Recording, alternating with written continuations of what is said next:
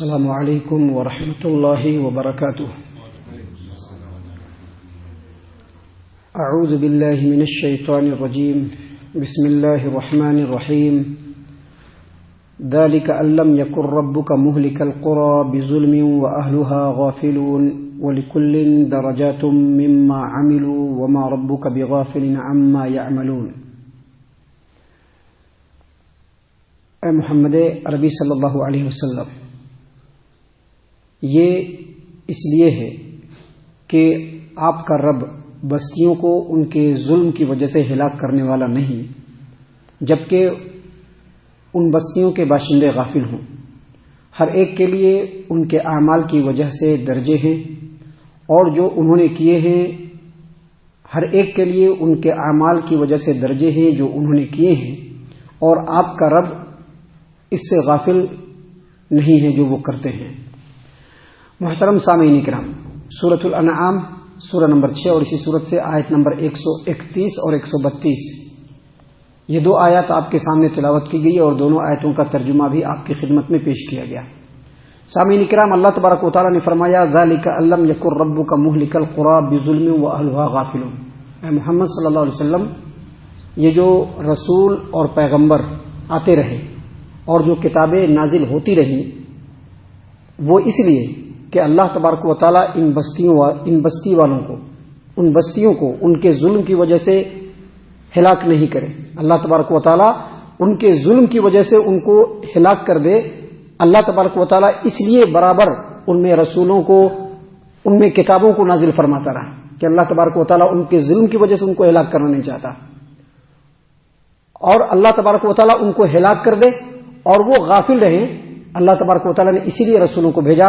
اللہ نے فرمایا ذالک ان لم یکن ربک مہلک القری بظلم واہلها غافلون۔ اے محمد صلی اللہ علیہ وسلم، یہ جو پیغمبر آتے رہے ہیں، کتابیں نازل ہوتی رہی ہیں، اس کی وجہ یہ ہے کہ آپ کا پروردگار ایسا نہیں ہے کہ بستیوں کو ظلم کی وجہ سے ہلاک کر دے اور وہاں کے رہنے والوں کو کچھ بھی خبر نہ ہو۔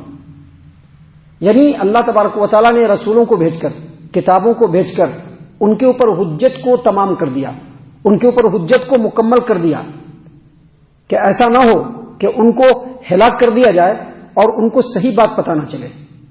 سامعین کرام، اسی وجہ سے اللہ کے رسول صلی اللہ علیہ وسلم نے اپنی امت کے لوگوں کو کہا ہے کہ جہاں تک ممکن ہو اللہ کی بات کو لوگوں تک پہنچاؤ، تاکہ کوئی بھی آدمی غافل نہ رہے، اور غافل ہونے کی وجہ سے ایسا نہ ہو کہ وہ جہنم کے اندر چلا جائے۔ اسی لیے اللہ تبارک و تعالیٰ نے عذاب دینے سے پہلے کسی بھی قوم کے اندر وہاں پہ رسول کو ضرور بھیجا ہے۔ اللہ تبارک و تعالیٰ نے قرآن کریم سورہ فاطر آیت نمبر 24 میں کہا وَإِن مِّنْ أُمَّةٍ إِلَّا خَلَا فِيهَا نَذِيرٌ۔ کوئی بھی امت ایسی نہیں ہے جہاں پر اللہ تبارک و تعالیٰ نے ڈرانے والے کو نہیں بھیجا، ہر امت کے اندر ڈرانے والا گیا۔ اللہ تبارک و تعالیٰ نے سورۃ النحل کے اندر فرمایا وَلَقَدْ بَعَثْنَا فِي كُلِّ أُمَّةٍ رَسُولًا أَنِ اعْبُدُوا اللَّهَ وَاجْتَنِبُوا الطَّاغُوتَ۔ اللہ تبارک و تعالیٰ نے فرمایا کہ ہم نے ہر امت کے اندر رسولوں کو بھیجا۔ وجہ کیا تھی؟ وجہ یہ تھی کہ اللہ تبارک و تعالیٰ یہ حکم دے کہ اللہ کی عبادت کرو اور طاغوت سے بچو۔ اور اللہ تبارک و تعالیٰ نے سورہ بنی اسرائیل کے اندر فرمایا وَمَا كُنَّا مُعَذَّبِينَ حَتَّى نَبْعَثَ رَسُولًا۔ جب تک ہم کسی قوم کے اندر پیغمبر نہیں بھیجتے، ہم وہاں پہ عذاب نہیں دیتے ہیں، پیغمبر بھیجنے کے بعد ہی عذاب دیتے ہیں۔ اس لیے اللہ نے فرمایا کہ ذالک ان لم یکن ربک مہلک القری بظلم واہلها غافلون۔ اے محمد صلی اللہ علیہ وسلم، آپ کا رب ایسا نہیں ہے کہ بستی والوں کو ان کے ظلم کی وجہ سے ہلاک کر دے اور ان کو پتہ بھی نہ چلے۔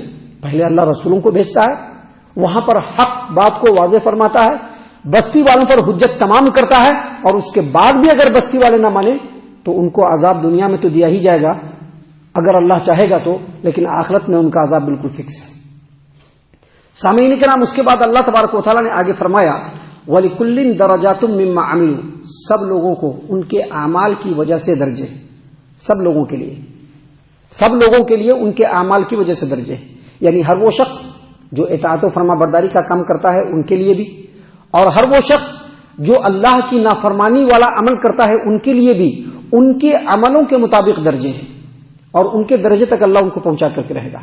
اگر اس نے نیکی والا عمل کیا ہوگا، اچھائی والا عمل کیا ہوگا، اللہ تبارک و تعالیٰ اس کو بلندی کے درجے پر پہنچا دے گا، اور اگر اس نے برا عمل کیا ہوگا تو اس کو نیچے والے درجے پہ پھینک دیا جائے گا۔ اور آگے اللہ تبارک و تعالیٰ نے فرمایا وَمَا رَبُّكَ بِغَافِلٍ عَمَّا يَعْمَلُونَ۔ اور جو کام یہ لوگ کرتے ہیں اللہ تبارک و تعالیٰ اس سے بے خبر نہیں ہے. مطلب اس آیت کریمہ کے اس ٹکڑے کی تفسیر میں حافظ ابو جعفر ابن جریر طبری رحمۃ اللہ علیہ نے بالکل واضح انداز میں کہا کہ اللہ تبارک و تعالیٰ ہر بندے کے عمل کو لکھوا رہا ہے، ہر بندے کے عمل کو گن گن کر کے رکھ رہا ہے. وہ چاہے جس طرح کا بھی عمل کرے، جس انداز میں عمل کرے، لوگوں کو دکھا کر کے عمل کرے، لوگوں کو چھپا کر کے عمل کرے، جس طرح کا عمل کرے گا، جس نیت سے عمل کرے گا، اللہ تبارک و تعالیٰ ان تمام کو لکھوا رہا ہے. اور اللہ تبارک و تعالیٰ قیامت کے دن جب بندے پہنچیں گے تو ان کے عمل کے مطابق ان کو اللہ تبارک و تعالیٰ بدلہ عطا فرما دے گا. سامعین کرام، آگے اور بھی بہت ساری باتیں ہیں جو اللہ تبارک و تعالیٰ نے اس صورت کریمہ میں ہم لوگوں کی ہدایت و نصیحت کے لیے بیان فرمائے ہیں. اللہ تعالیٰ سے دعا ہے کہ اللہ تعالیٰ ہم تمام کو ان تمام باتوں کے اوپر خوب غور و فکر اور تدبر کرنے کے ساتھ ساتھ ان باتوں کے اوپر عمل کرنے کی بھی توفیق عنایت فرمائے. آمین. اللہ تعالی ہم تمام کو صحیح معنوں میں پکا سچا مومن مسلمان بنائے، اللہ اور اس کے رسول صلی اللہ علیہ وسلم کی اطاعت و فرما برداری کرنے والا بنائے، صحابہ کرام رضی اللہ عنہم کے طریقے پر چلنے والا بنائے، جنت الفردوس میں جگہ عطا فرمائے.